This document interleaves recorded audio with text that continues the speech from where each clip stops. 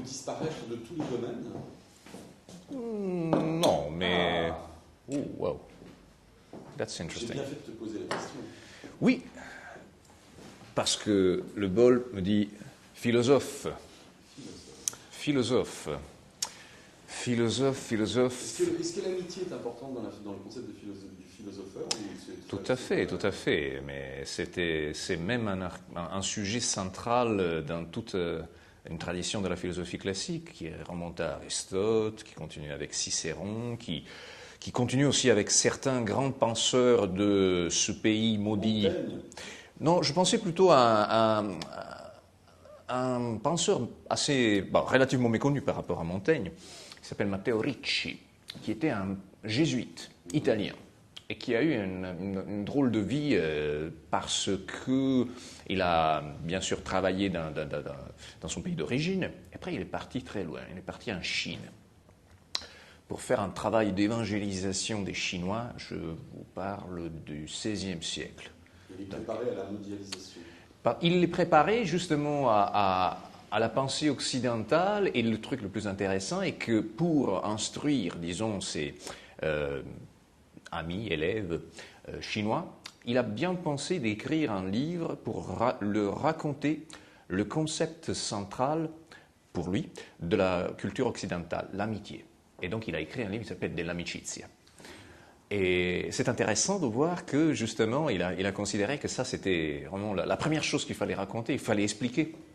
Parce qu'il avait remarqué qu'en Chine, on a d'autres formes de connexion entre les êtres humains. Alors, par exemple, déjà à l'époque, il y avait une très très forte attention en Chine, par exemple, à un autre type de rapport social qui est le guanxi. Le guanxi est une sorte d'amitié intéressée pour avoir des passe-droits, pour avoir des faveurs, etc. Et lui, la première chose qu'il a dû expliquer est que chez nous, ou plutôt chez lui, l'amitié est désintéressée. Tu n'as pas le droit d'avoir un intérêt utilitariste dans ta relation amicale avec quelqu'un.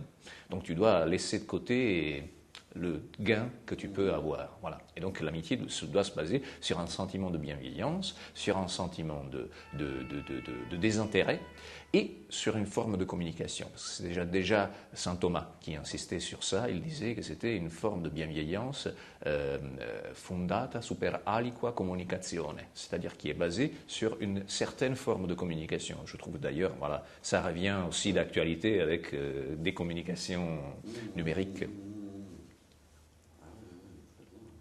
Est-ce que le jésuitisme, tu sais, dans la pensée française, le jésuitisme, c'est la complaisance et justement l'entre-gens, une forme de ruse sociale presque, qui est là, qui cache ses fins, mais qui n'est pas aussi désintéressée a priori dans l'esprit des gens. Hein. Et est-ce que tu crois qu'on peut penser sans intérêt et même parler sans intérêt? Parce que parler sans intérêt pour les autres, c'est vrai, mais pour soi-même, on a toujours l'impression que c'est quand même important de parler. Il y a un philosophe qui a décidément formé mes années de jeune adulte et la fin de mon adolescence surtout, qui est Max Stirner, un philosophe post-hegelien allemand, comme on peut l'imaginer, qui avait écrit un livre qui s'appelle, je ne sais pas comment on l'a traduit en français, L'unique et sa propriété, peut-être. L'unique et sa propriété. Donc il avait dit en gros, c'était un livre, genre 500 pages, pour démontrer que tout rapport humain est basé sur une quelque forme d'intérêt, sur une quelque forme d'égoïsme, et que donc l'altruisme, le dévouement aux amis n'est que justement une ruse de l'égoïsme, et que la seule chose sur laquelle on peut fonder une cause politique ou une mission de vie ou un style de vie, la seule chose est l'égoïsme et le self-interest. Bien sûr, il ne parlait pas de self-interest, c'était Adam Smith qui parlait de ça. Et d'ailleurs, si j'y pense... L'égoïsme peut aller jusqu'à concevoir l'intérêt commun. L'égoïsme, justement, mais justement, il disait que c'est la seule façon de fonder un intérêt commun et éventuellement de fonder des causes révolutionnaires. Il pensait, bien sûr, il avait à l'esprit déjà les premiers communistes, et c'était dans une époque pré-marxiste, mais d'ailleurs, il y avait déjà, il prenait en compte la pensée des premiers communistes, des premiers socialistes. Il disait la seule façon pour motiver les êtres humains à par exemple, se sacrifier pour les autres, c'est de leur montrer quel peut être l'intérêt personnel qu'ils peuvent tirer de ça. Et si j'y pense, toute la première partie de ma production, en termes de livres surtout, était basée vraiment sur cette idée de comment décortiquer la notion d'intérêt personnel,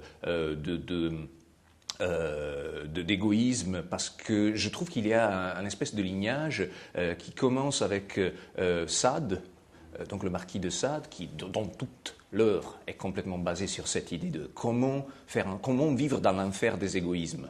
Donc là, la philosopher, au sens de philosophe comme on l'était philosophe libertin au XVIIIe siècle.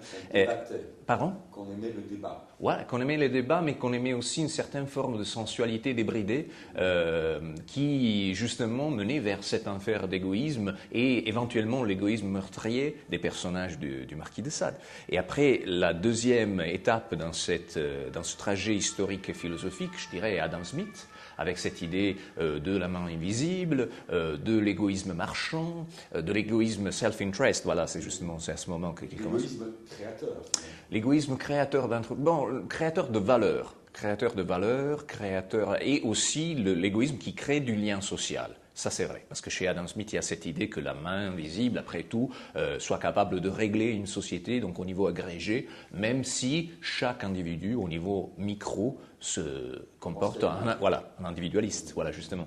Et à la fin, on arrive avec Max Stirner à cette idée que l'égoïsme triomphe toujours et que même dans une évolution post-marchande et que même dans une perspective révolutionnaire, on doit introduire un élément de avantage personnel, de bienfait personnel, etc., etc. Donc je pense que si j'y pense, voilà, toutes mes deux premiers livres, donc le premier s'appelait L'usine libertine et le deuxième s'appelait Stop Mobbing, étaient centrés sur cette idée, même si des livres fort différents, de l'intérêt personnel et comment le régler ou comment le gérer, comment le prendre en compte. Voilà. Et est-ce que tu crois qu'il y a une dimension toujours morale dans la question de l'égoïsme ou purement de force en présence, non, parce que l'égoïsme est d'abord une catégorie jugée moralement mauvaise. Depuis longtemps, ça fait partie des sept péchés capitaux. Oui, tout à fait. Et donc, cet égoïsme désigné comme quelque chose, c'est sur le plan moral, et même métaphysique, on le désigne comme étant quelque chose de négatif. Et donc la question que je te posais à titre personnel, et toi, est-ce que tu le penses dans une catégorie morale ou Je le pense surtout comme un problème de praxis, d'action. Qu'est-ce qu'on fait avec Comment le prendre en compte, par exemple, dans la définition du comportement des individus? Parce qu'on peut être individualiste même, sans être égoïste. Ouais, c'est-à-dire qu'on peut définir un acteur individuel comme quelqu'un qui se comporte de manière complètement altruiste. Et donc voilà, du coup, il n'est capable que de ça. Éventuellement, on pourrait même le décrire comme ça. Mais si je cherche vraiment à détecter les comportements égoïstes, ça devient une catégorie philosophique ou théorique en général, et qui est capable vraiment de tout comprendre. C'est ça. Ouais. À la limite, on peut dire que, voilà, justement, tout acte, même l'acte de sacrifice total, ultime, peut être interprété comme un acte d'égoïsme. Oui, c'est ça. Voilà. Et donc ça devient mais ça devient un concept si englobant qu'on se demande à quoi il peut servir quand tu disais la praxis. Oui, justement. Mais c'est pourquoi, à chaque fois, je me demande si il faut subdiviser en sous-catégories, en variantes, en nuances. Égoïsme culinaire, égoïsme horaire. Une minute pour terminer. Égoïsme. Oui, tu vois, on a envie d'accoler à l'égoïsme des adjectifs, quoi, qui lui donneraient à chaque fois un sens particulier. Donc, oui, le recatégoriser. Et se demander effectivement si, en le définissant, on n'est pas en train de lui faire perdre sa nature. On n'est plus qu'un préfixe. Ah oui, parce que justement, l'idée de Max Stirner était que l'individu absolu qu'il décrivait, donc l'unique, il l'appelait comme ça, der Einzige, était un peu capable de se décliner seulement dans la praxis.